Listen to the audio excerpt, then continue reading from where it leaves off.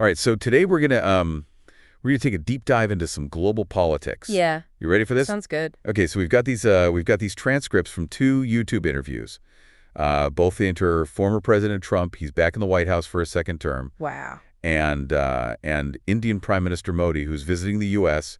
It's February 2025. This is making headlines around the world. So as we go through this, what stands out to you? Yeah, well, I think the timing of this is really interesting, right? Because you have Trump who's back in power, and you have Modi who has secured a third term in India, Yeah, which is unprecedented. And the geopolitical landscape right now is yeah, it's it's crazy, just wild. So this meeting could really signal a huge. big shift Yeah. in global alliances. And right away, Trump is talking about his great friendship with Modi, even mentioning that they kept in touch Oh, when he wow. was out of office. Interesting. And he's hinting at these very big things to talk about, specifically India buying a lot of American oil and gas. That's a big deal because that suggests that both leaders are really prioritizing economic interests, Yeah, especially in the energy sector. And, that could be a strategic move by both countries to reduce their reliance on other global players like Russia or the Middle East. yeah, For India especially, securing a good deal on American oil and gas could really disrupt the existing relationships and send ripples through the global energy market. for sure.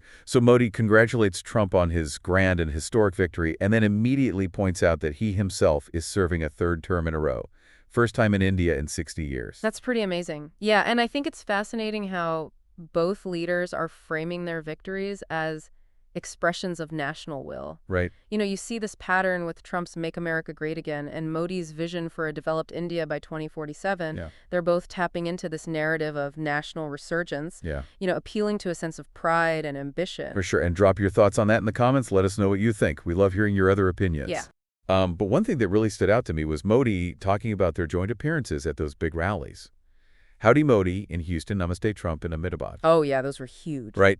He even used this interesting metaphor. He said, when the world's oldest and largest democracies come together, it's not 1 plus 1 equals 2, it's 1 plus 1 equals 11. A power of 11. A power of 11. What do you think about that? Well, Modi is really good at using symbolism, and I think in this case he's emphasizing his belief that the U.S.-India partnership is greater than the sum of its parts. Yeah, I mean, 11, that's a powerful number. yeah, It could be a deliberate callback to India's history of powerful empires or a nod to the combined strength of the two nations on the global stage. yeah, it's really interesting. So when asked about his doctrine, Trump responds with unity, Okay. stressing the need for strong alliances, especially against China. This aligns with his previous statements about beating China, right? Yeah, absolutely. And I think it's important to consider the context here. The U.S.-China relationship has been tense for years. Oh, yeah. There's growing strategic competition, particularly in the Indo-Pacific region, Right. which is a critical maritime zone, Huge area. huge area encompassing the Indian Ocean and the Western and Central Pacific Ocean. And this partnership with India could really strengthen the U.S. position in that region. Yeah, speaking of context, things got a bit heated when a journalist brought up potential election interference by U.S. aid, Oh, really? both in the U.S. and India. Wow. While Trump claimed his 2024 victory was too big to rig, he doesn't rule out the possibility of interference attempts. Interesting. Instead, he pivots to advocating for voting reforms, Like what?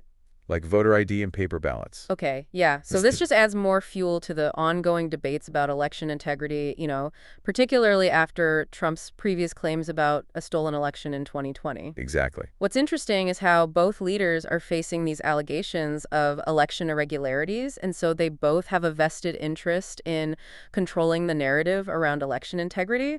Right? It raises questions about, is this a genuine issue or is this just political maneuvering? Yeah. What do you think? Is this a genuine issue or are they just pushing their own agendas? Let us know what you think in the comments. Yeah, it's a complex issue with global implications. It really highlights the delicate balance between upholding democratic principles Yeah, and addressing these allegations of interference, both domestically and internationally. for sure. So then we shift to the ongoing conflict in Ukraine. And Modi very cleverly states that India's side is peace. Okay. When asked about their role in peace efforts, he reiterates his commitment to dialogue and diplomacy. It's a calculated response. Yeah. He's pushing back against the idea of India being neutral, Right. but still advocating for a peaceful resolution. He's really carefully navigating this situation, trying to maintain good relations with both Russia and the West. Yeah, it's a delicate balancing act considering India's long-standing relationship with Russia, Oh, for sure. which is a major supplier of arms. Right. At the same time, he acknowledges the global pressure to condemn Russia's actions. Absolutely. I think it reflects the complexities of India's foreign policy. They're trying to maintain strategic autonomy while navigating these complex geopolitical realities. It's a tightrope walk. Yeah. What do you think, listener? Do you think Modi is walking this tightrope effectively? Let us know in the comments. Yeah. And to keep up with different perspectives on global events, be sure to check out The Other Opinion. They offer alternative viewpoints on these complex issues. Okay. So Trump reveals he had a very good phone call with Putin. Oh, wow. Lasted over an hour. I believe progress was made towards ending the war. He mentions upcoming meetings in Munich and Saudi Arabia with top officials from both sides and Ukraine. Could this signal a breakthrough? Potentially, but it's important to remember the history of this conflict. Yeah. There have been so many false starts and broken promises. Yeah, it's true, but the fact that Trump is actively engaged and expressing optimism is noteworthy. Yeah. I mean, he's always presented himself as a deal maker. Right. Maybe he sees this as an opportunity for a diplomatic victory. It's possible, but we also have to consider Trump's history of making bold pronouncements that don't always materialize. That's fair. What do you think, listener? Does Trump's optimism feel genuine? Let us know in the comments and be sure to like and subscribe for more deep dives like this. We'll be right back with part 2, where we'll delve deeper into the economic aspects of this partnership and Trump's vision for his second term. Sounds good. Welcome back. So we left off talking about the potential for peace in Ukraine. Right. But there's a lot more to cover in these interviews. Yeah. Trump is boasting about his achievements in his first 3 weeks back in office, saying they're the best 3 weeks ever Oh, wow. in presidential history. He even highlights reciprocal tariffs as a key policy. What are those again? It's essentially matching tariffs imposed by other countries to ensure fair trade. Okay. Got it. What do you think about that? Well, it sounds like classic Trump, projecting strength and success. Right. I mean, reciprocal tariffs can be a tool to protect domestic industries. Yeah. And counter unfair trade practices from other countries. Yeah. But they can also escalate trade wars. Right. And farm global economic stability. So it seems like economic nationalism is still a big part of his agenda. Yeah, for sure. Don't forget to hit that like button if you're finding this analysis insightful, and share this episode with your friends so they can join the conversation. Yeah, spread the word. How do you think this ties in with Trump's earlier emphasis on unity and strong alliances? That's a good question. Could these protectionist measures create friction? Oh, definitely. I mean, while Trump talks about unity, his America First approach often rubbed allies the wrong way. Right. There's a real potential for tension there. How do you think these economic policies align with Modi's vision for India? Well, Modi might agree with Trump on some aspects of economic nationalism, but India has its own priorities. Right. They're navigating a complex economic landscape Yeah. and might not be on board with all of Trump's policies. For sure. It'll be interesting to see how they handle those potential conflicts. What are your thoughts on this, listener? Let us know in the comments. Yeah, we want to hear from you.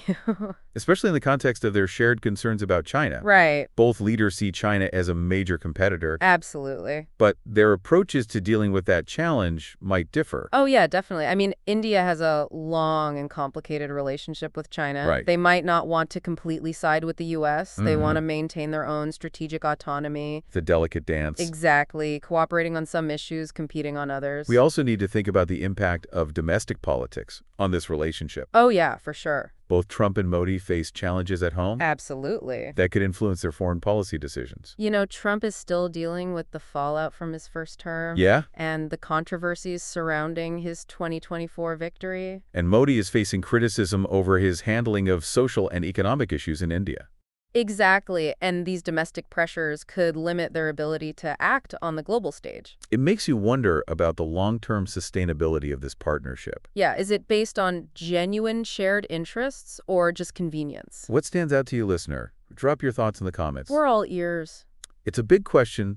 Only time will tell how this plays out. Right. What we do know is that this relationship has major implications for the world. Without a doubt, this is happening at a time when the world is facing some huge challenges, Yeah, Climate change, economic instability, ongoing conflicts. it's a lot. Understanding this relationship, the motivations, the shared interests, the potential for conflict is crucial for anyone who wants to understand what's happening in the world. Yeah, we can't just sit back and watch. Exactly. We need to question, analyze, and form our own conclusions. Well said. That's what we try to do here on the Deep Dive. Absolutely. We're not here to tell you what to think, Right. but to give you the knowledge and insights so you can form your own opinion. Make up your own mind.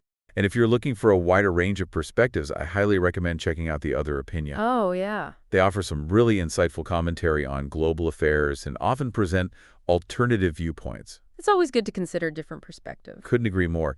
This meeting really highlights the complexities of geopolitics in the 21st century. It's a multipolar world. Power dynamics are shifting, traditional alliances are being redefined. It's a whole new game. We're constantly bombarded with information, so it's more important than ever to stay informed, analyze different perspectives, and think critically. Be smart about it. What are your thoughts on this, listener? Share your other opinions in the comments, and don't forget to like and subscribe to keep the conversation going. We'll be back soon to wrap things up and offer some final thoughts on this fascinating meeting. And we're back for the final part of our deep dive into this Trump-Modi meeting. It's been pretty fascinating, right? Yeah, a lot to unpack here. We've covered so much ground oil deals, elections, Ukraine, economic policies. Yeah, and through it all, you see both Trump and Modi really projecting this image of strength, unity, shared purpose. But like we said, there are also those underlying tensions, those potential conflicts. Right, their economic agendas could clash if their approaches to China might be totally different. Yeah, and those domestic pressures back home could force them to change course. Exactly. It's a complicated relationship. Full of contradictions and uncertainties. So what are the big takeaways for you? What does this all mean? Well, I think the biggest thing is that this renewed partnership between the U.S. and India is a major development. Right. It could reshape alliances, it could change trade patterns, it could even impact the balance of power in key regions. And it's all happening while the world is dealing with all these other huge challenges. Climate change, economic instability, the war in Ukraine. It's a lot. So understanding this relationship, understanding what motivates these leaders, what their shared interests are, where they might clash, is really important for anyone who wants to understand what's happening in the world. So what do you think, listener? How do you see this relationship playing out?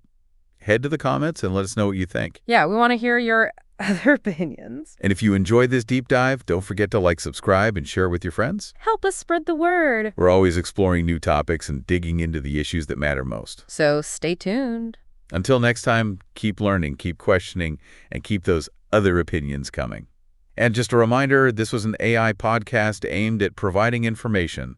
Some of it might be wrong.